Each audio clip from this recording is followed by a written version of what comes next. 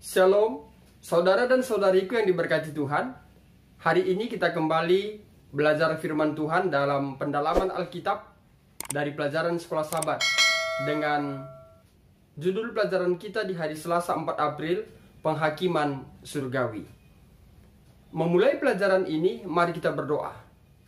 Segala puji dan hormat hanya kepadamu kami panjatkan, Allah kami maha tinggi. Kami hendak belajar dari pelajaran firman Sekolah Sabat. Urapi kami agar kami dapat memahami tentang penghakiman surgawi. Ampunkan kami dari setiap kesalahan kami. Di dalam anak-Mu Yesus kami berdoa dan mengucap syukur. Amin.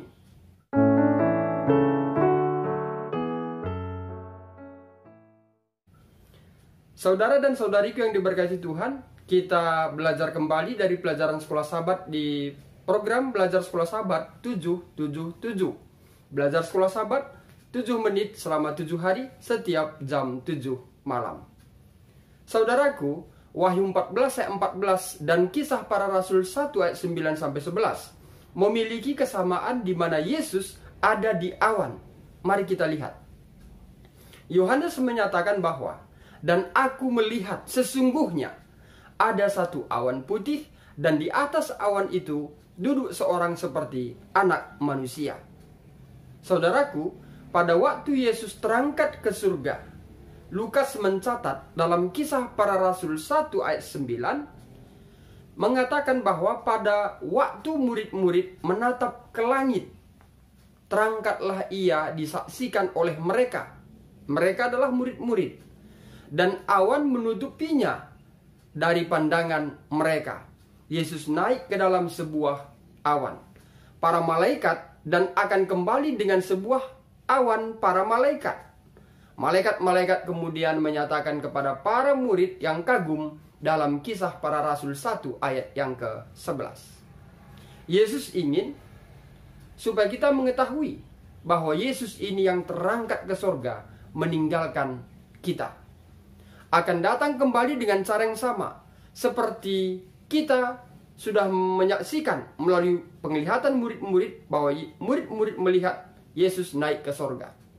Ada beberapa kebenaran ilahi yang tertanam dalam ayat ini yang mungkin tidak terlihat jelas.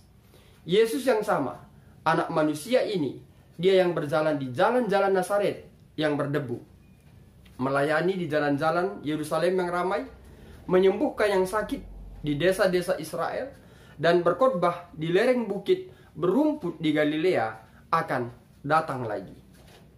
Anak manusia juga disebutkan dalam terang penghakiman dalam Daniel pasal yang ke-7.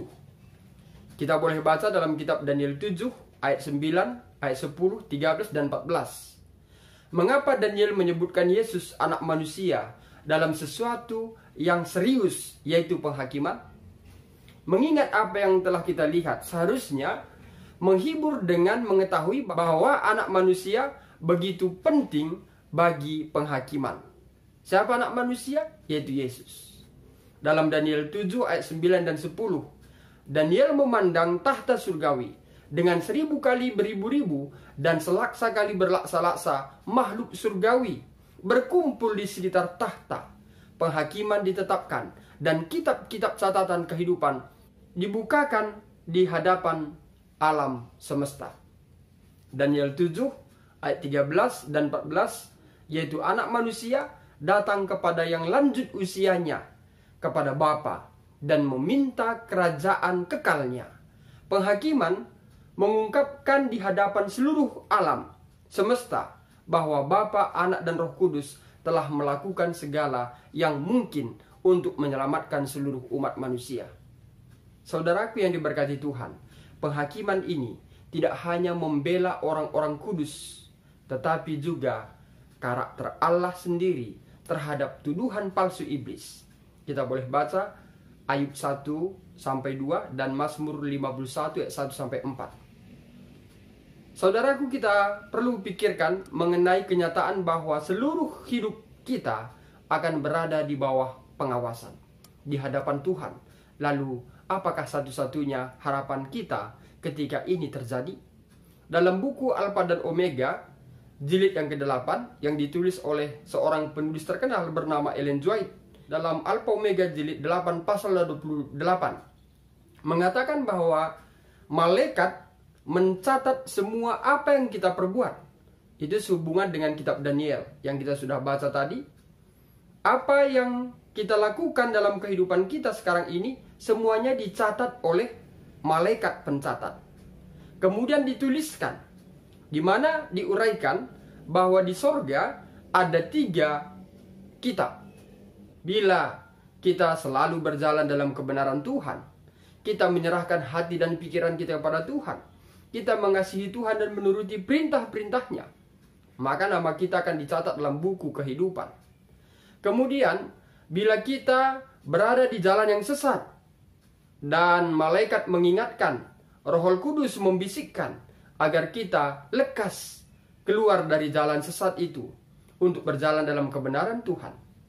Maka, bila kita berhasil keluar dari jalan sesat itu, maka malaikat akan mencatat dalam buku peringatan. Itulah buku kedua yang ada di sorga.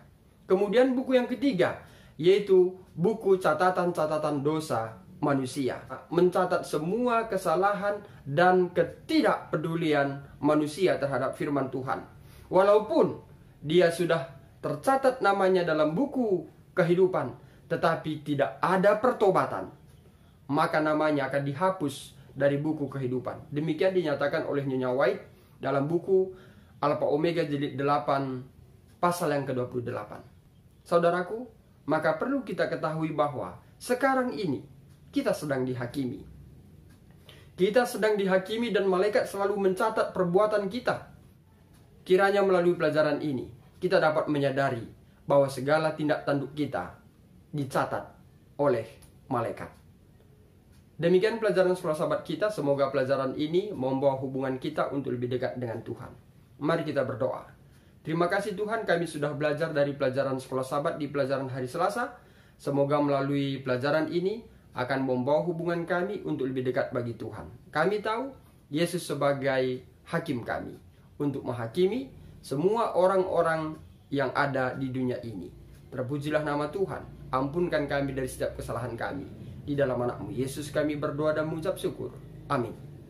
Demikian pelajaran sekolah sahabat kita di pelajaran hari Selasa. Saya Pendeta Arista Karo-Karo, Gembala Distrik Labuhan Batu, Rantau Prapat, pamit undur diri. Dan akhir kata saya sampaikan, Tuhan Yesus memberkati.